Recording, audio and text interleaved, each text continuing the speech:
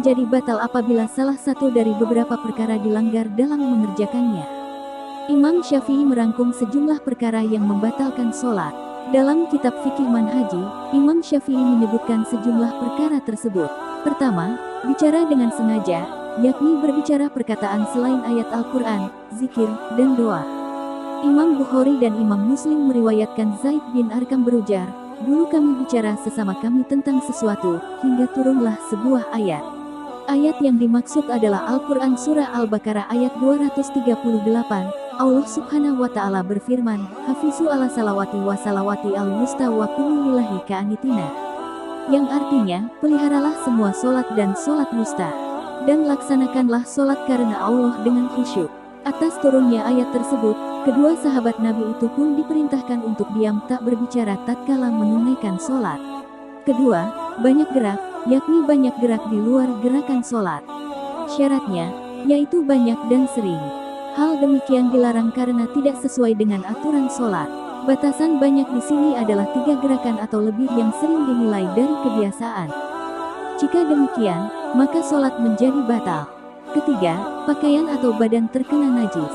Terkena najis maksudnya najis mengenai salah satu bagian pakaian atau badan dan tidak langsung dibuang.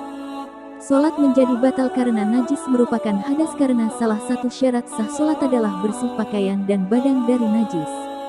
Jika pakaian atau badan terkena aroma najis atau hal lain yang dapat langsung dibuang, maka sholatnya tidak batal.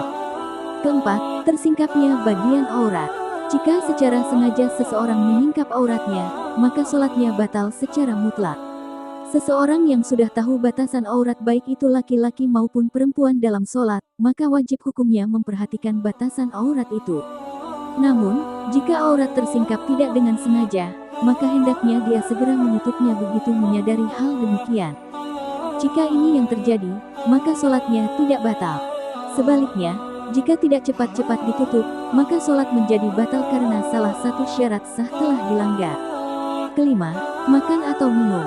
Makan atau minum bertolak belakang dengan gerakan dan aturan sholat. Bagi yang disengaja, makanan atau minuman sedikit apapun dapat membatalkan sholat. Tapi bagi yang tidak disengaja, maka syaratnya adalah banyak menurut kebiasaan. Banyak ahli fikih yang menetapkan batasannya adalah bila dikumpulkan sebesar biji kacang.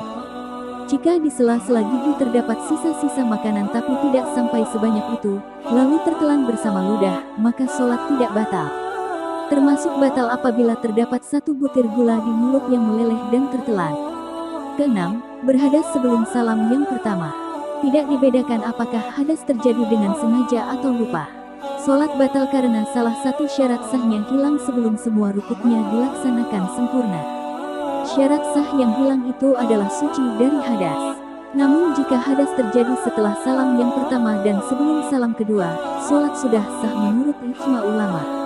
Ketujuh, terisak, tertawa, dan menangis jika terucap 2 huruf. Keempat hal ini dapat membatalkan sholat jika sampai menyebabkan terucapnya 2 huruf, walaupun tidak ada artinya. Namun jika kurang dari 2 huruf, maka sholatnya tidaklah batal. Kedelapan, niat berubah. Batasannya adalah niat untuk menghentikan sholat atau mensyaratkan terjadinya sesuatu untuk itu. Kesembilan, membelakangi kiblat. Salat menjadi batal apabila membelakangi kiblat baik yang disengaja maupun dipalingkan